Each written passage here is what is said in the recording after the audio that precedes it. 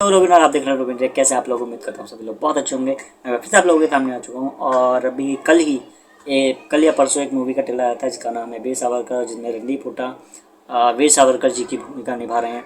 So let's find out कि ये किस बारे में है। तो आगे बढ़ने से पहले अगर आप चैनल पर नए हैं तो चैनल को सब्सक्राइब करना और वीडियो को लाइक करना मत भूलिएगा।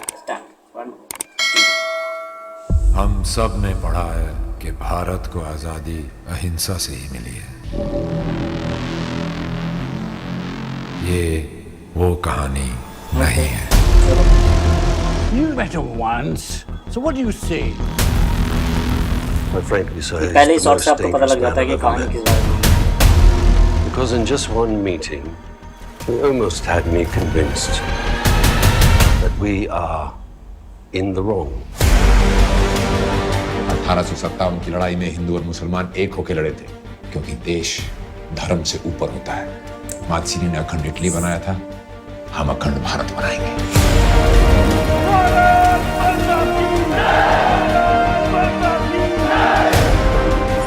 सागर के उस पार जाने से अशुभ हो सकता है। अरे ये सागर तो भारत माता के चरण धोता है।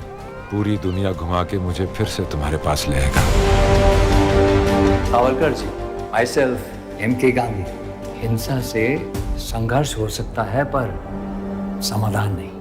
मैं ऐसे लोगों को ढूंढ रहा हूं जो जिंदा अंग्रेजों का कलेजा फाड़ के खा जाए। अब बातों और मीटिंगों का समय समाप्त। हमें यहाँ से भारत बंदूकें भेजनी होंगी और अंग्रेजी फौज में अपने सिख भाइयों को चिट्ठी लिखनी होगी कि वो बगावत के लिए तैयार रहे। 1912 तक हम इनको मार मार के भगा देंगे या इनको मारते मारते मर जाएंगे।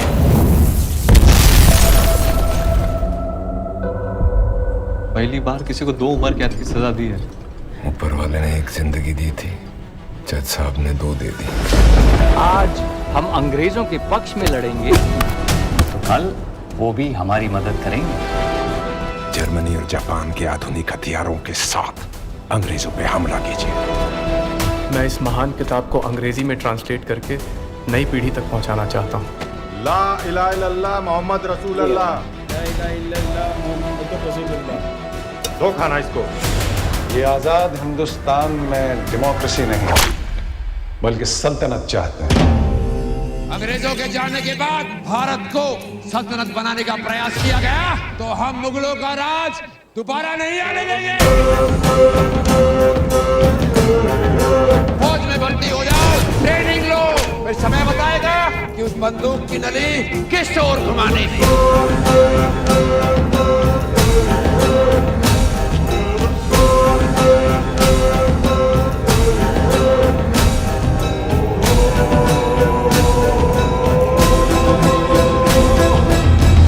हिंद से प्यार करने वाले हम सब हिंदू हैं।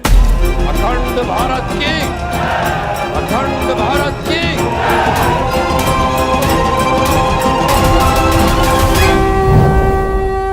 आपने कभी सोचा है कि कांग्रेस के किसी मेंबर को काला पानी की सजा क्यों नहीं हुई?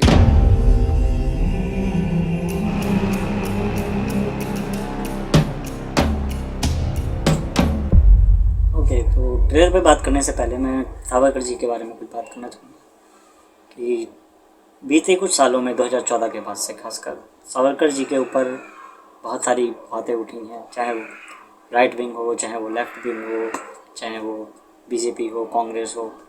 बट एक बात तो उसमें हमेशा ये सच रहेगी कि वीर सावरकर यानी कि विनायक दामोदर सावरकर भारत के इतिहास का एक ऐसा हिस्सा है जिन्हें ना हम भुला सकते हैं और ना ही भुलाना चाहिए।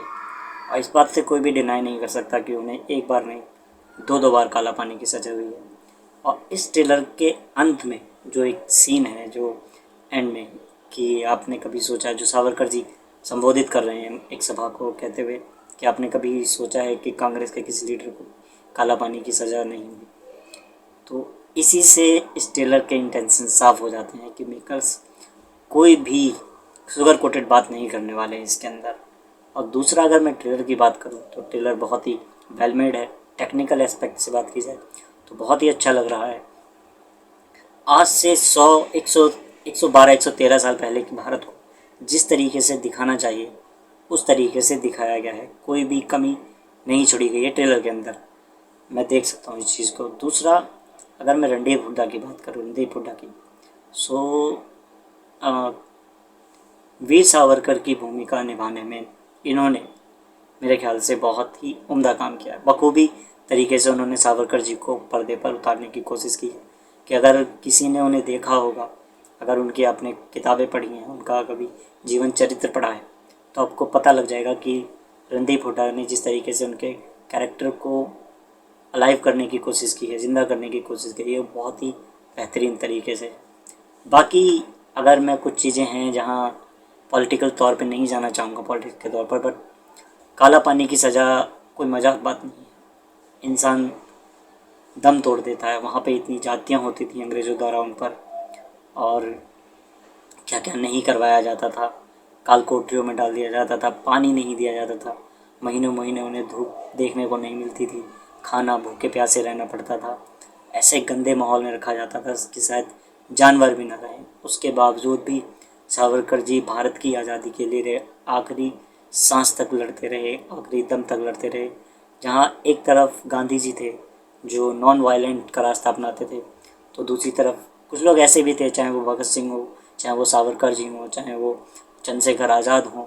ये वो लोग थे जो वायलेंस में बिलीव करते थे, और मेरा मानना है कि कहीं ना कहीं ये ठीक भी था, क्योंकि अंग्रेज सिर्फ नॉन वायलेंस से तो भारत छोड़कर नहीं गए हैं। इस बात को हमें एक्सेप्ट कर लेना चाहिए।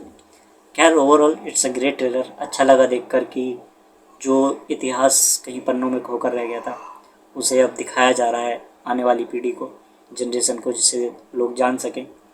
क्योंकि बीते कुछ सालों में सावरकर जी के ऊपर बहुत सारी उंगलियां उठाई गई हैं, उनकी चिट्ठियों के ऊपर, उनके चरित्र के ऊपर, और मुझे लगता है कि नहीं होना चाहिए। खैर, मेरे लगने से क्या होता है, बट ओवरऑल ट्रेलर बहुत अच्छा लग रहा है, और उम्मीद करते हैं कि फिल्म उतनी ही पैशन से, उतनी डेडिकेशन से बनाई हो तो पब्लिक को और ज़्यादा मज़ा आएगा। ओवरऑल बहुत अच्छा लगा मुझे ट्रेलर। आप लोग क्या सोचते हैं, अपने कमेंट्स मुझे ज़रूर बताइएगा, कमेंट करके कमेंट बॉक्स में। मैं आप सबके कमेंट्स पढ़ूँगा, आप सबके कमेंट्स इंतज़ार करूँगा उनके कमेंट्स का, आप सबके कमेंट का। सो आज के लिए बस इतना ही। अगर आपको वीडियो पसंद आया तो प्लीज़ इसे लाइक कीजिए, कमेंट कीजिए, और अगर आप चैनल पर नए हैं तो चैनल को सब्सक्राइब करना मत भूलिएगा। मैं आपसे करता हूँ किसी नए वीडियो में। तब तक अपना ख्याल रखिए, खुश रहिए, बाय।